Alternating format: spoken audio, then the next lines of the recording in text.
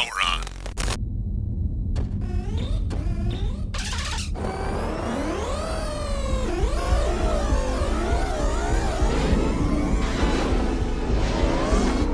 Now entering the gaming grid. The latest gaming news, reviews, and retro culture, as only the man of tomorrow can deliver.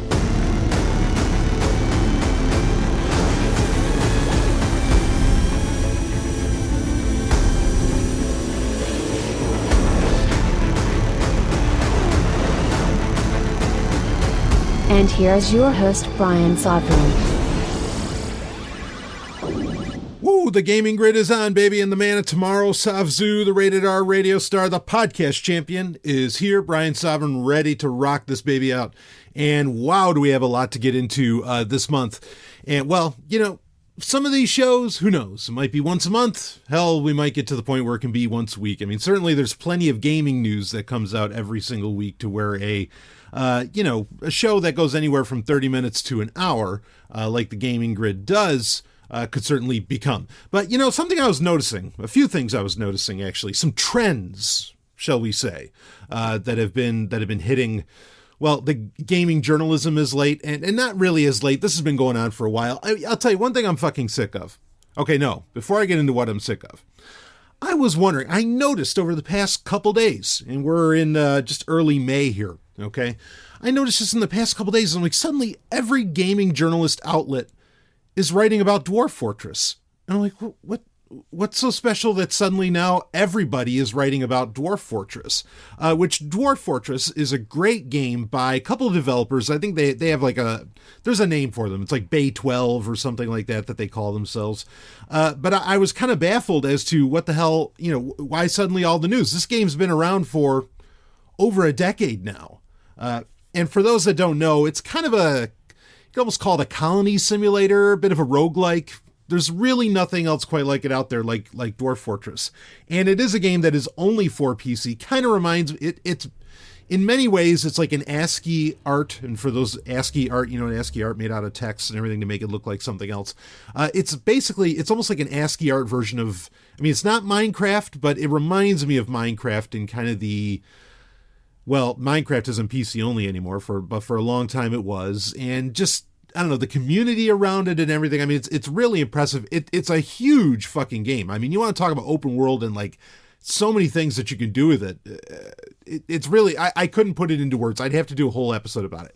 I've played it. I know that there have been a lot of improvements over the years, but I didn't understand why suddenly everybody bothered to talk about it. And it was all at once. And well, come to find out, it's actually now, it's going to be coming to Steam, as well as I think itch. It'll be on itch.io, which I always called itch.io, but anyway, itch.io, it'll be out on that as well. If you're going to get it from either of those, I recommend going with itch.io, though it is going to have Steam Workshop implemented into it, so maybe that makes it a great argument to get it on Steam. The game is normally free, and it's going to keep getting developed as is by Bay 12, but now they want to make some money off of it. They're releasing, I think it's Fox Games is the company that they're going to like release it through, and they are going to put updated graphics on it that aren't just all ASCII art.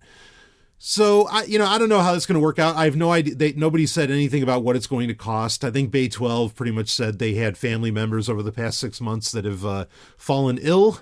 And so they're trying to make some money off of this thing that they've been developing for free for, like 13 years. I mean, it really is an impressive game.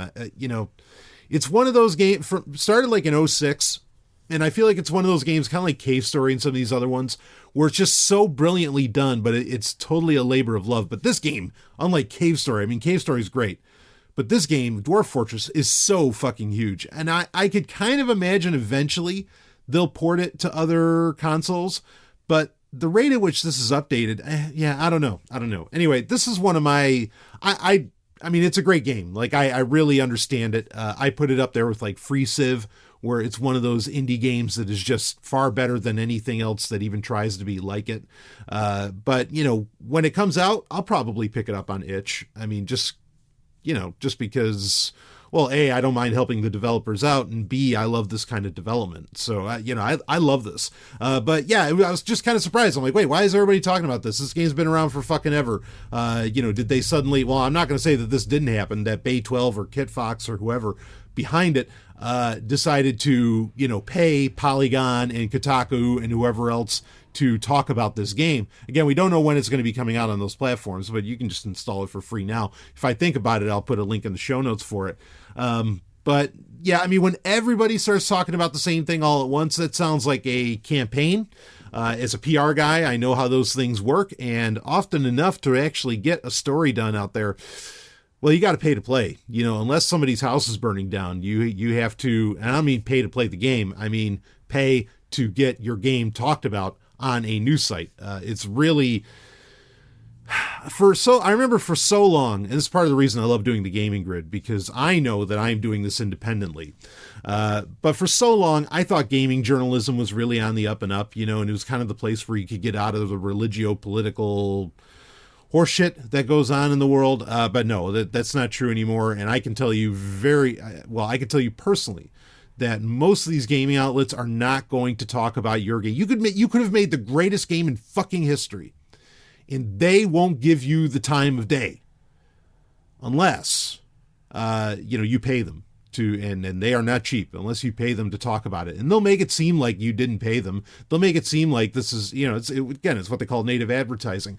They'll make it seem like, oh yeah, no, we are talking about this game just fucking out of nowhere. No, that's not what's going on at all.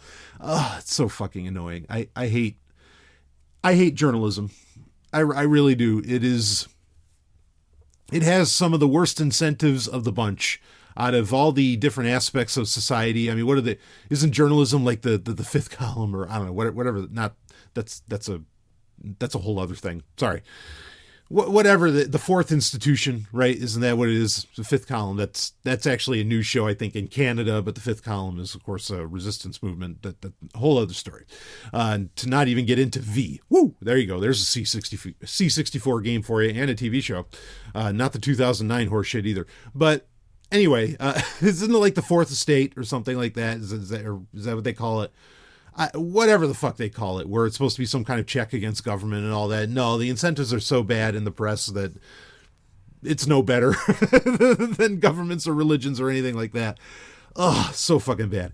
But anyway, we're not here to talk about that. But just wanted to bring it to your mind that, bring it to head that Dwarf Fortress is going to end up becoming a thing. I think it's a great game. I think Bay 12 certainly deserves some money for what they have created, because they have created an absolute monster. So kudos to them for making that finally happen. Something else that I actually, just before I hit record on this, I got an email from GOG.com, which I don't know if Dwarf Fortress is coming to GOG. I don't see why it shouldn't. I'm kind of baffled, actually, that it's not, unless Steam said you can't put it on Steam unless you make it somewhat exclusive. But then I don't know how Itch gets it and GOG doesn't. Anyway, whatever. Maybe it will come out on GOG. I don't know. Maybe that's still something being worked out at this time. But I did get an email from GOG just before I, just before I hit record, and they came out a new version, and this came out of nowhere, which is, look, that's good. Okay, when the game's done, when it's ready for me to purchase, fucking tell me about it. Otherwise, don't tell me about it. Right? I don't care. I don't want to know. Okay. And it's like this with movies too. I could get into a big conversation around this. I really get sick of it. Okay. I mean, you can like have a trailer that it's coming on such and such a day, but don't do any like pre-release horse shit. Don't do any beta releases. Don't do any of that crap. Just when the game's done, put it out there. Let me buy it. But a new version of Blood, and it's called Blood Fresh Supply. Now, for those that don't know, Blood this originally came out back in 97. This is an absolute classic first-person shooter, a ridiculous first-person shooter, as in very over the top, but very well done, very intelligent. I consider this game, I think this game kind of got overshadowed and gets forgotten after like Half-Life came out. And that's really sad. This is a game that used the build engine, which was made famous by Duke Nukem 3D, one of the greatest games of all time, as well as Shadow Warrior, another one of the greatest games of all time. I would put this almost in the Build Engine trilogy. Like if there were a trilogy of games that were, actually Blood ended up getting a sequel, which was not as good. It was The Chosen, I think it was, Blood 2 The Chosen. That came out about a couple years later or something. Very, very odd game. Kind of felt unfinished anyway, but that I'm not here to review that. I probably will do a review of Blood Fresh Supply because I love this game and it plays on old hardware, so kudos. Anyway, but Blood, the original version of it, it was called One Unit? Like 1 Unit of Blood, I think was its original name. So this game, again, it came out kind of late in when first-person shooters before like the Quake engine took over and Unreal took over and all of this. And I think, a lot of people, the people that play it remember it vividly because it was such an awesome game. This is really cool that it got an updated, kind of a remastered version on GOG. In fact, I think if I'm not mistaken, the original versions came out on GOG just recently anyway, because I remember I had picked them up and I was like, wait, if I had seen Blood on here a couple of years ago, I would have bought it then. So Blood came pretty recently to it. I think it was on like one of their sales, which they have sales like almost every fucking day. You can get Blood Fresh Supply for $4.99 on GOG right now. But yeah, let's see, what do we got here? The enhancements updated using Night Dive Studios Kex engine. I'll have to look into that, what that's all about. DirectX 11 support and OpenGL 3.2 support, blah, blah, blah. Anti-aliasing, ambient occlusion, VSync, and, support for high resolution, including 4K monitors, which, hey, that's great. Like play Blood in 4K. All right, sure. A whole bunch of other stuff, controller pad support, customizable keyboard. All of this is really nice stuff. There's some PvP action you can get on. You can even put in your own soundtrack into the game, which Blood had a pretty awesome soundtrack anyway. And didn't they do something with Typo Negative? Anyway, which is ironic, right? Blood, Typo Negative, the band, Peter Steele, rest in peace. But anyway, just a totally classic game. I can't recommend this enough. And I was shocked that like just suddenly, boom, there it was. And you better believe I picked it up the instant that they sent me the email. And I doubt there's a computer that this can't run on. The tech specs are very, very low. What is it? A 1 gigahertz processor, 2 gig of RAM. Even a sub $200 computer today could run this thing. It does require Windows though. Nobody's perfect. So anyway, do pick up Blood. I'm glad to see it because I was really disappointed, or I've been disappointed with GOG as late, and maybe they're getting the market signal. I don't know. But I've been disappointed that they were concentrating so hard on two things. One, new games, which I don't care about new games in general. And two, they're concentrating on what they called in dev games, as in it's kind of like not Steam Greenlight, but Steam Early Access, where it was an unfinished game that you could purchase now and play the beta of, which again, especially on GOG, all the games you could fucking play, and you are literally going to buy a game that isn't even finished. This is still one of the biggest things in gaming today that my mind cannot fucking wrap around. I cannot get I'm going to tell you what, here's what I'm going to do. I'm going to get in touch with somebody at PC Gamer, and I want them to explain to me how, for the consumer, for the gamer, not the developer. I know how it's good for the developer. They get to make money, while they're making the game and it's unfinished. I want to hear the argument for the consumer why early access and in-dev game selling those games and selling betas and all that, why that's a good thing. Now, we were just talking about Dwarf Fortress. That's been technically in beta its entire life, but you don't pay anything for it. It's free, and so like that makes sense. Even though compared to a lot of games that are considered finished, here's looking at you, Planetary Annihilation. Dwarf Fortress is a finished game. It's not a beta. It's a seasoned game, for fuck's sake. The beta is just a technicality. It's not really in beta anymore. It hasn't been in beta for a decade, but whatever. Anyway, kills me. And if the guy at PC Gamer is going to basically tell me that why it's good for the consumer is that it funds the game so that the game can actually get finished and they get to play an amazing game, there's no guarantee of that. there's no guarantee of that whatsoever. And very, very few early access or in-dev games, when they finally get released, deliver on even half of the hype of what all the marketing materials and what feature sets are claimed when you not just pre-purchase it, but when you purchase it while it's in beta or in dev. No, that's a completely unacceptable answer. I mean, you could say that that's a roll of the dice. Maybe that's a roll of the dice. Buying any game and whether or not it's going to be good could be considered a roll of the dice. But then that's why institutions or, I mean, a PC Gamer is kind of an institution. I've been reading it since I was a kid. Okay. But that's why these magazines and these websites and these review sites are supposed to fucking exist. They're supposed to tell us if these games suck ass or not. We don't always have to find that out for ourselves. That's why we even bother to go to their sites.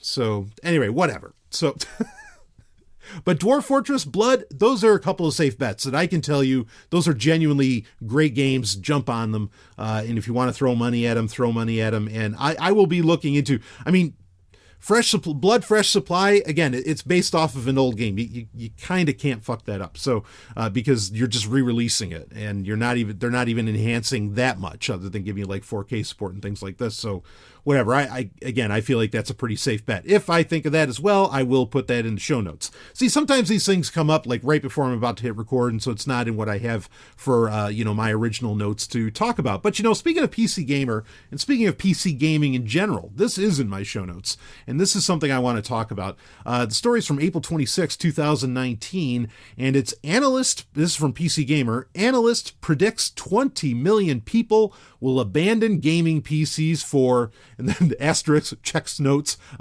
quote, TV gaming platforms, end quote. Oh boy. And the subheader here is color us skeptical. Well, color me skeptical too. I'm going to read this here. And then we have other news to get into. We got the Oculus Quest to talk about. We got plenty of stuff to talk about. So here we go. Don't look up, PC gamers, because the sky is falling again. Right on cue, a new report by John Petty Research, JPR, notes that the, quote, PC market continues to decline, end quote. And though gaming has traditionally bucked this trend, the research firm forecasts that as many as 20 million PC gamers could defect to, quote, TV gaming platforms, end quote, otherwise known as game consoles, within the next 3 years. Excuse me while I avoid pressing the panic button. Before I mash the escape key, though, I'd like to talk about the report. There are some interesting nuggets contained within it, such as the prediction that the bulk of those defectors will come from low-end builds, ones that cost less than $1,000. Why? JPR points to improvements in TV displays and console semiconductors and console-exclusive games. This will also affect the ranks of the mid-range and high-end PC gaming populations just to a lesser degree, according to the report. Quote, the PC market continues to decline because the innovation that took place in the past, providing speed-ups and clever new things, has all but stopped. Plus, the product introduction times are stretching out to 4 years. This is not a panic situation, and the GPU market still generates incredible volume. However, there are forces at work that we predict will drive some of this business toward TV displays and associated gaming services, end quote, John Petty said in a statement. Of course, this analysis ignores the fact that a PC can be connected to a TV. It's why Steam has a big picture mode, and let's not forget that NVIDIA and its hardware partners are embracing and not running from the living room with BFGDs, big format gaming displays. Those are expensive though, which brings up another counterpoint. If display technology is the driving force, it seems to me that a high-resolution monitor with a fast refresh rate and other bells and whistles is a more attractive proposition than a 4K television, many of which are still cruising along at 60 Hz. There are exceptions, though. You'll inevitably pay more for a true 120 Hz TV. And for those who are willing to pay big bucks for a display, there is no shortage of high-end gaming monitors to choose from. I don't want to get stuck on that point, though. There's more to digest. According to the report, Moore's Law is all but dead. Quote, no longer can the processor builders count on shrinking transistors every 24 months and either doubling performance or reducing costs. Product cycles will stretch to 4 years or more. The high-margin, high-end segment will feel the pain the most, end quote, JPR says. This is somewhat true, but with important caveats. For one, today's processors offer developers untapped potential in the form of additional cores and threads. AMD deserves credit for pushing 8-core/16-thread chips into the mainstream, to which Intel has responded. I'd counter that doubling the number of transistors every 2 years is not critical to PC gaming, or as critical as it might have been in years past. Perhaps more critically, the same issues affect console gaming as well. Today's consoles are more PC-like than ever, and that's not changing. We already know that Sony's PlayStation 5 will feature an 8-core Ryzen processor with Navi graphics. That's going to give the console a big boost in performance over the PS4, along with other key upgrades like solid-state storage. But by the time it comes out, we could very well see 12-core and 16-core processors pushed down into the mainstream. Nevertheless, JPR is convinced that PC gamers are on the cusp of an exodus of sorts. In addition to consoles like the ones offered by Sony and Microsoft, JPR sees cloud gaming devices, example Google Stadia, pulling PC gamers into the fold. Now, here, Stallion breaking in. Here's where things do get interesting. Let me read this quote from this asshat, from JPR here. Quote, "We are observing a higher percentage of low to mid-range PC products sold because of the consumer's intent to use with games.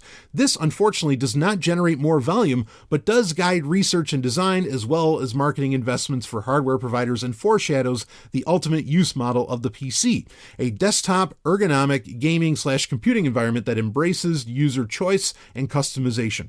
Gaming services used with TV displays, whether local or cloud-based, will absorb PC defectors and likely flourish with new entrants. In the next 5 years, we will see potential customers with access to TV gaming swell by hundreds of millions," said Ted Pollack, senior analyst at the gaming industry at JPR. And I'll read a little bit of PC Gamer here. Take the guidance with a grain of salt, though. From our vantage point, PC gaming is growing, not shrinking, with increased interest from the industry at large. Microsoft, now a trillion-dollar company, has made gaming a point of focus in Windows 10. But it's not just Microsoft. WePC has some interesting figures on the subject, which show the value of the PC market steadily increasing since 2011. And according to a January 2018 survey by the Game Developers Conference, 53% of the 4,500 game developers who participated said they were, at the time, making games for the PC or Mac, versus 27% for the PS4, 22% for the Xbox One, and 3% for the Nintendo Switch, which at the time hadn't been released. But I also reached this, there's a little more here, and basically saying that boutique builders are doing better business than they ever have as far as PC gaming goes. So, okay, here's my take on a lot of this. Do I think overall that a lot of gamers are going to switch over to things like Google Stadia? A, because you get out of the hardware upgrade cycle, and you get to play the latest games with, very inexpensive hardware. In fact, I just read a review of the controller for the Google Stadia, and the review was incredibly favorable of it, saying the design's great, and the lag, there wasn't real lag time, nothing like that, and it seemed to just really work. So this is becoming a reality. That said, okay, the PC gaming world is a world that thrives. I mean, this is basically comparing PC gamers and console gamers is very much akin to comparing like PC users and Apple users, right? Because, Apple is in no way, not even remotely close. In fact, I think they're losing ground with MacBooks. They are not in the dominant position, okay, in as far as computers go. They're just not. Does that mean that Macs aren't profitable? No, I mean, well, at the very least, they're worthwhile to keep making, and Apple has some degree of concentration upon it. In fact, if anything, they're just kind of turning them into giant iPhones, but whatever, you get my point, is that, MacBooks continue on, and new models come out, the whole thing, but they sell at a premium, but then the audience for MacBooks is willing to pay that, and they pay it often, okay? I mean, that's not always true. I mean, because a lot of the MacBooks that you see out there, as I've brought up many times on many shows, including Sovereign Tech and probably in the Gaming Grid on the past, most MacBooks sold, or a lot of MacBooks sold, are bought by parents, right, for their college kids, okay, but then the college kids, can never afford a MacBook again, and they just, but they end up holding on to their MacBook because they can last so long. They just keep using it for years and years on end. But the bottom line being is that that's not hurting Apple, right? So PC gamers compared to console gamers, in this sense, PC gamers are the Mac users. I mean, they're not, but you know what I mean in the analogy. And your console gamers and everybody else are your PC users. PC gamers, they don't just spend a little bit of money, they spend a shit ton of money. And it's enough money on PC gaming to keep the entire industry afloat because, I mean, you could just charge whatever premium and they're ready to hop on the, RTX 2030, whatever the fuck, new card is out there. I don't believe, and here's the other part too. So there's that. So the PC gaming industry is not dead. It's not in trouble whatsoever. There's plenty of money flowing in there. And I agree with the assessment that actually, we don't need Moore's Law anymore in PC gaming because a lot of the great games, hell, we were just talking about Dwarf Fortress, one of the biggest games on PC. A lot of those games don't require a thousandth, you understand, of the power that is available on even a very modern gaming laptop, not even a desktop for that matter. Okay, so there's a lack of total understanding of why PC gaming is a thing in the first place. And part of that is because of the ability to independently develop and come up with just the most creative games ever without requiring a distribution service. I mean, they're there. Steam is there. Itch is there. Even though Itch makes it easy to, to put game. I mean, my games are on Itch. You just look up Zomi Offline Games and there they are. And there's plenty of other ones where, this is PC gaming thrives and continues partly because the indie scene, which let's be clear here, the indie scene is what fucking saved Sony with the PS4. Anyway, the Switch is a whole other thing. So, but bottom line, this is more the sky is falling, Chicken Little bullshit.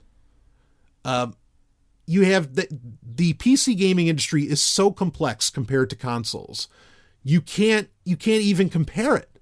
And are people going to leave and end up using Google Stadia and stuff like this? Sure they are. But then those probably are also the same people that don't invest a whole ton of money into the PC gaming industry and are probably gaming on their fucking Chromebook anyway. So it just doesn't matter. Like, they're numbers that don't matter. But also what I think is going to happen is this is more of that split that we have been talking about. Okay, this is more of that split that where you're going to have like your online gamers and all this, and people are into the streaming services and all that, and then you're going to have your retro gamers that either and the retro gamers, let's be clear on what that means. It's either people that actually play retro games, right, and maybe rock the retro mini consoles and all this stuff, or B, they are, they either do that, or B, they have a retro mentality where they want to own their game, they want to have control of the files, they want to be able to play these games 10 years later and so on. Another huge area of where PC gaming stands tall and strong is because you can play games, well, like we just talked about, Blood, where you can, to this day, now, hell, it's been updated to where you can play it on a 4K monitor or something. Okay, and that's just, those people aren't going to go away, and that segment of the population is huge. I mean, it's not like massive, it's not the largest amount of gamers, but there's plenty of them. So, no, and I think that number is going to swell as some of these streaming and cloud-based gaming services get bigger, but then people realize that, oh shit, when they can't pay the bill, that they lost all their games or whatever. And they're going to, they're going to end up freaking out about that. And maybe they're going to come to realize, well, shit, I could just get a, little computer here and I could play some fun games, some classic games, whatever, and rock and roll. And I actually have control of those games. I think there's going to be people that are this is going to swing back and forth, and people are going to learn, and they're going to really, get down to their personal tastes and all that. But this is horseshit. I will say though, that for a long time, I had made the claim that really, like, the PC master race, as it's called, PC gamers, were really, like, they were the defenders against, not just in gaming, but in technology and in society in general. They were the defenders against everything going to the cloud. that part of things, because of the power that it takes to play the latest games, that part is no longer true. Google is probably going to end up debunking, that part of it. But as far as those people who actually want control of their data, control of their games and all of this, PC gaming is still going to be the thing. I didn't get into, and this plays off of this nicely, I didn't get into earlier, I said there's something that pissed me off that I was seeing in gaming journalism. And what pissed me off was the constant, just people saying over, Nintendo Life, pick the gaming outlet, was saying, oh, the 3DS is dead. And it's like, wait, what? Why? But then Nintendo comes out, at one of their meetings and says, no, 3DS is stable. But it's like people want these things to be dead. And this is going to get into another point here. Okay. That has to do with PC gaming, because I think there's a broader bit of business going on here. Okay. That goes beyond the reality of whether or not there are going to be however many PC gamers in the next 3 years. So I love my Nintendo 3DS. I mean, I fucking love the thing. All right. And there's no reason. Yeah. If the eShop, I guess, shuts down, there'd be a problem. But if you have like cartridge based games and all this, and really any console or system that uses cartridge games. In fact, the Game Boy turned 30 or something this year. Yeah, I think that's about right. Been a lot of stories about the Game Boy and all this. If you still have a classic Game Boy and you still have a copy of Tetris or whatever, there's a good chance. I mean, because that thing's practically indestructible. There's a good chance you could still play that game today. Is the Game Boy dead? No, you can still play a fucking game on it. What are you talking about? The only game systems that can genuinely be dead are the ones where would be like Google Stadia, where you don't actually put the game in the fucking console. If the game's localized, it doesn't require an internet connection and all this, then it's not dead. So really, the 3DS doesn't have to be dead, and you don't have to connect. And I can say that for certain. Yeah, the 3DS has connected capabilities. It has internet capabilities. Hell, it has a fucking web browser on it. But you can turn off the Wi-Fi on that thing, and you can turn it off forever, and you could still play all your games. No problem. So 3DS is never technically dead. I mean, that's... I get so sick of it. But so why are people doing this? Why is this kind of journalism going out there? Well, one, when the sky is falling, it makes for some nice clicks, right? And gets ad impressions. That, of course, is going on.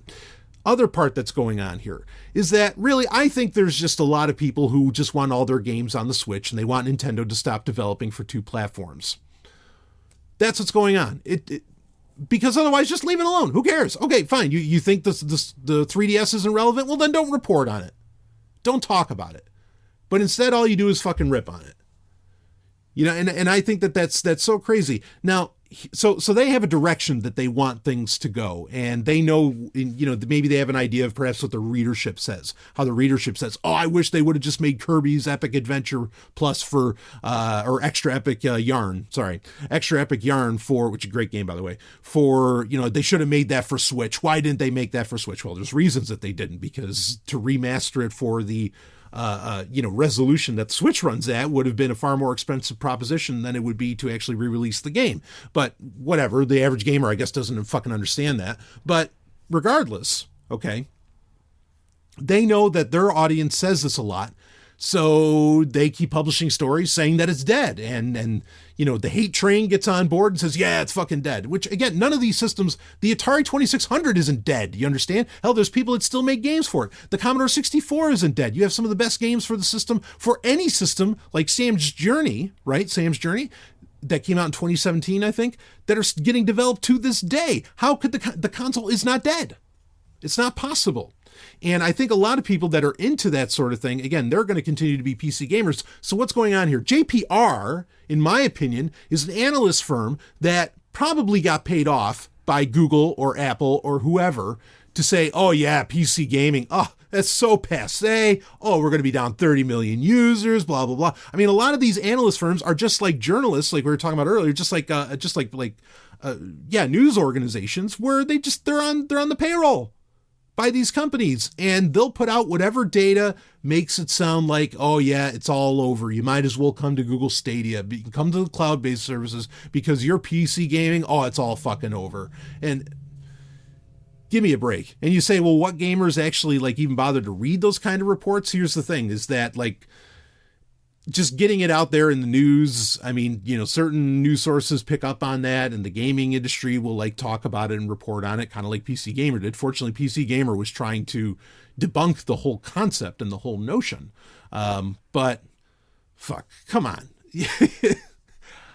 I hate this. I mean, because that it really comes down to that you realize that, I mean, and to some degree, me as a podcaster, yeah, I talk about the things I want to talk about. I push things or want to represent things that matter to me. Okay. But at least I try to be a bit intellectually honest as to where you got to understand a lot of these journalistic institutions, quote unquote, they're on the take, and they're just trying to report on what's popular. And it's so fucking annoying, and that's one of the beauties of being into retro gaming is that you can actually ignore all that if you really want to and just keep going and spending money because at the end of the day, these like boutique gaming companies or, gaming PC companies or whatever else, or like, Retro Games Limited, right? That's a company, right, that makes the C64 Mini or whatever. They see the ultimate speaker, which is the dollar signs from the consumer themselves. And they're like, okay, no, there's C64 Mini. This sold, this did money. This is good. All right, let's do a full size one because we obviously have an audience here. Great. And then again, this stuff never really dies. So anyway, let's switch this up. PC gaming, not dying anytime soon. Do I think cloud gaming is really going to change things in gaming? Yeah, absolutely. Okay. Sure, it's going to, but that doesn't mean that there's one industry that's going to die. Also, the 3DS is not dead. The Game Boy's not dead. The Atari 2600 is not dead. The Commodore 64 is not dead. None of these things are dead. I know. Sony and whoever else would love for you to just get on the hype train about their new console. The old consoles are not dead. You know what the best? I had actually got somebody emailing in for the Gaming Grid. Now I covered this on a Q&A, which is patron only, maybe a couple of years ago or something. But like I went down the list of like the greatest consoles of all time and all this. I mean, I'll tell you, the greatest console of all time, bar none. And I've said this many times, is a soft modded, use FreeMcBoot. But a PlayStation 2, greatest console ever. It's the last of the great consoles. And it's probably the greatest console ever because everything that you can fucking play on that, to say nothing of, which, I mean, the Nintendo Switch is kind of going through this where it's such a popular system that everybody's re-releasing their games for it. The same thing happened with the PS2, over a decade ago, where it was so popular, and that had more to do with the DVD player than it did the gaming system. But gaming companies didn't know that. So at least not yet. But it was so popular that everybody kept releasing these like huge anthologies, Midway Arcade Treasures, Volume 1 through 3, and Capcom versus SNK, blah, blah, and, whatever. Like all these huge anthology sets came out for that. I mean, the gaming history that you can play on a PS2 is remarkable. No internet required. Woo! Greatest game system ever, and I don't think anything's ever going to top it aside from a, gaming PC, but I mean, just nothing. It can't. There's no way. There's so much greatness on that fucking system. And I'm not even a Sony fanboy. Like Sony's not even my favorite gaming company, not even close. It's dare I say it's almost at the bottom of the list. Okay. But and that thing, you're going to hear stories about lasers getting replaced, or even now with FreeMcBoot, you can just hook up a USB, hard drive to it, or a solid state drive, whatever. And I mean, you're going to be hearing stories about lasers getting replaced. You're going to have whole cottage industries around that system. I guarantee you, because, well, anyway, eventually people are going to pick their culture, their gaming culture that they're going with. And there's the retro culture. And then there's what'll end up being the cloud culture, I guess. So use those terms if you want. Anyway, so something else that somebody sent in to me. I think I said on the last Gaming Grid, I said that the Capcom console that's coming out in October, their little retro console, that it's going to be like $200, that was the most expensive one to date. Well, they just had to prove me wrong. So, and they sent this in. There's this, it's called Yesterday Vision is the name of the console, and it costs $2,800. I think it's out of like Sweden or something like that. But anyway, it's a TV cabinet with a 19-inch 4x3 monitor in it that's kind of curved to make it look like a CRT. It's not a CRT, though. But it looks like a really, really old television, wooden box, the whole thing. Okay, like you'd see from the 60s, 70s, so on. Even has little wooden leg stands on it. But it has a Raspberry Pi in it. And so it can do, SNES, NES, Genesis, Neo Geo, MAME, Atari, all the different ones, PlayStation, the PlayStation 1. It can do all of that on the Raspberry Pi. And so really, okay, I get you. It's a more expensive emulator, but it's not really like a tailor-built system, including more or less by the company itself, even though the C64 Mini isn't made by Commodore because that company doesn't exist anymore. But the company that has the rights to kind of push out C64, obviously they're the ones on it. But that's interesting. I'll put a link in the show notes if people want to check it out. I don't see the point to this. And fuck if I have to hear that Raspberry Pi. Look, I love the Raspberry Pi. I love it. Stop using it as an argument for not buying retro consoles. It's just, I've talked about this. Where was I talking about this? I think I was talking about this on a Q&A recently, or somewhere I was talking about it. How like the C64 Mini is just the best Commodore 64 emulator. And you're not installing it on your gaming PC, okay? It's the best emulator out there. So if you want a great experience, you're going to use that. You can't do it on Raspberry Pi. You can do good enough on a Raspberry Pi with the Commodore 64 emulator. Of course you can, okay? But it's not the best. And there's arguments for, you can use the first, you can use the most convenient, or you can use the best. You have 3 categories there. And you take your pick. And if you want the best, well, you're going to get a C64 Mini. You're not going to use a Raspberry Pi. Stop. Just stop. Stop saying that to people. Okay? All right, let's move on. So let's get into what I guess is our main story, which is the announcement, which is from F8, which if you listen to the recent Sovereign Tech, I did a bit of a review about F8. Obviously, I was not favorable towards it. I've talked about Oculus many times, where I think Oculus is still very much operates as an independent company within Facebook, and John Carmack seems to still have very much control. So, I feel a little more confident in treating them as a separate company in their way. But anyway, the Oculus Quest did get announced at F8, and we finally got a release date. The release date is May 21st, and we also have pricing and all of that now, which there is a 64. There are 2 versions of this, kind of like what happened with the Oculus Go, which came out last year. That had 2 versions as well. There was the 32 gig version and the 64 gig version. Otherwise, they were completely identical. The 32 was 200. The 64 gig version was 250. I have actually the Oculus Go, the 64 gig version. And the Oculus Quest, same deal, where it has a 128 gig version and a 64 gig version. The 64 gig version is $399. The 128 gig version is $499. It's $500. So, and I would, say this right out of the gate, which do I recommend getting? Of course, get the 128 gig version, because this is not something that has cartridges, to put into it. And you are, you're storing all this stuff locally.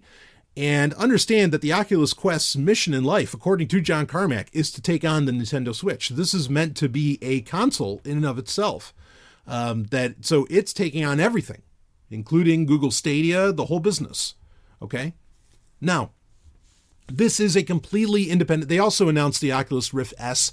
I could talk about that, and the pricing's actually kind of similar, but I don't think that connected VR headsets, like VR headsets that connect to your computer, I don't think those are the future. Not for gaming anyway, and not for what a lot of people want to do with a VR headset. Like the future of VR is independent units that you put on your head, kind of like the Oculus Go was. Now, the Oculus Quest, somewhat to my disappointment, because it does have the 2 controllers that you know from the Oculus Rift, right, where it's the circular controllers and everything that you hold in your hand. You have to set it up with the Oculus app on your smartphone. So it's not like the Oculus Go is the same way, but in that sense, it's not truly an independent system. So I'm a little disappointed by that. As to where like Google's, some of their, like Lenovo's Daydream headsets from Google, those are totally independent, like where, you don't have to connect it to a phone or anything, as far as I understand it anyway. And I really think this should have been that. Maybe it can actually operate that, even though they recommend setting it up through the Oculus app as well. Not that that's hard to do. I mean, I've done it with my Oculus Go and it's very basic. And that gives you like the app store to buy stuff with. You can do it all in the headset as well, but I was a little disappointed by that. So it'll be interesting to see what that setup looks like. Maybe it can really act more independently. But anyway, we'll see how that ends up taking shape. I mean, is that a huge problem? Because just about everybody has a smartphone anyway, and I imagine anyone that would buy a VR headset would probably have a smartphone, other than me. In my future, it's fine having a VR headset, but I prefer not to have the smartphone. I guess it's why I want what I'm asking for, but whatever. Anyway, it is an all-in-one system. And I mean, there's really cool stuff coming out for this. Of course, Vader Immortal, the Star Wars game, which is kind of the premier reason that I'm interested in playing this. And I mean, there's a lot of very interesting launch titles that are set up for it. And I don't, as far as what I saw and what they were talking about at F8, did I hear or see anything where this really could end up beating out Sony, Microsoft, Nintendo, and so on? It wasn't that good. Okay. It really wasn't that good. But, and also, eventually they have to resolve the issues of, like I think in-house multiplayer, because that's still kind of a thing. But otherwise, I mean, it's going to be another competitor, and I don't see that as a bad thing in the console space that we're in. I find it interesting that in that JPR analysis that we read earlier, there's pretty much no mention of VR whatsoever, because that's a whole other can of worms that has to do with, I mean, cloud-based gaming can take advantage of a VR headset. Certainly, latency becomes an even bigger issue at that point. But then that's something to bring up as well, is that arguably there is a segment of the population that's just either A, never going to have any interest in VR, or B, can't use it because, they get various motion sickness and things like this. No matter how good the technology seems to get, you still have people that say such things. So I imagine they'll always be there. So I don't see the Oculus Quest being like the completely dominant force. But it's interesting in that where I could see a lot of people get excited, or like without them realizing it, they unconsciously are attracted to VR headsets, because as long as there's no notifications, even though certain apps I wouldn't mind if there were, but that in VR gaming there's no distractions, that could lead them to where, wow, they focus and they're really intent on the experience that they're having, and so that could become far more attractive to them. Because you can't even really look at your smartphone, right? Your field of vision is totally taken in. So I think unconsciously, we might realize, or a lot of people that game with VR might realize, just how nice it is to have a distraction-free environment. Something that was interesting was it called Guardian? I think it's called Oculus Guardian, which is a system. And now there's concerns, if you're a privacy freak, kind of like me, there are concerns around the Oculus Quest, because it is very much like at all times mapping the room that you're in. And part of that is to allow for this Oculus Guardian to work. Oculus Guardian is there to warn you, and this is a notification that you definitely want, is there to warn you if you're getting, say, too close to your coffee table or something like that. It'll be interesting to see how well that ends up working. What they showed at F8 did look promising. Again, it's just going to be a week or two before this ends up coming out, so yeah, I mean, Oculus Guardian's there to try and prevent that, because again, you're not even going to feel like the tug of the connection to your PC with this. So the Oculus Quest, it's going to end up being a thing. If I end up getting my hands on one, I'll give it a shot, and I'll talk about it. I mean, for me, yeah, I want to play the Star Wars game because it has in fact, I've read reviews for it, and apparently the story is great and it's very funny and other things, which is amazing considering it's Vader. I want to play the Star Wars game. That's something that's been the reality for a lot of things, is that like Star Wars games will sell me on a game platform. They really will. I think the reason I started on even getting involved with GOG was partly because, you got TIE Fighter? or you got whatever game they were releasing at the time, and I got all excited about it. Star Wars has totally been my gateway drug for a lot of different gaming systems over the years. Not so much the NES, not the NES back in the day, but just about every console after that. Yeah, Star Wars got me. Was what convinced me to go there. Star Wars convinced me to get a CD-ROM drive, for my original 486DX, so I could play the TIE Fighter Collector's Edition and so on. I mean, TIE Fighter's life anyway, but, yeah, so, that's definitely selling me on the Quest. The other thing I like about a VR headset is, again, having that movie theater experience where you watch video files and you can watch it like you're in a movie theater. The Oculus Go can do that very, very well with the Skybox player that I use on that. The Quest, I don't know that it could somehow do that any better, but, that's worthwhile for that as well. And, whatever you want to do in VR, you know what that is. And, well, the Oculus Quest is probably going to be able to pull it off. I think the Oculus Quest is going to get a little more interesting when it comes to more social stuff. Some kind of, I don't want to say social media platform, but social platforms. How about that? Especially since you have those two controllers now and you're not as limited as you were with the Oculus Go where you just had the one controller. That's where this is really going to shine in a way. I think. So this is something we're going to be keeping an eye on, but now we do it, everything I've seen for it looks very impressive. It looks like the real deal. I see no reason why this can't take off. I think a lot of people are going to talk about it. I am intrigued to give it a shot. I want one. And well, anyway, we'll see what happens next time on the Gaming Grid. Maybe I'll have one in my hands. Well, we'll figure things out. So anyway, the Oculus Quest, it's a thing. It's a reality. VR gaming would definitely be a big part of the Gaming Grid. I'm happy to talk about that sort of stuff. Not that I necessarily want to do like a lot of stand-up gaming, but whatever. We'll see how this all shapes up. And I definitely want to try Vader Immortal. So anyway, we'll wrap up the Gaming Grid for this edition.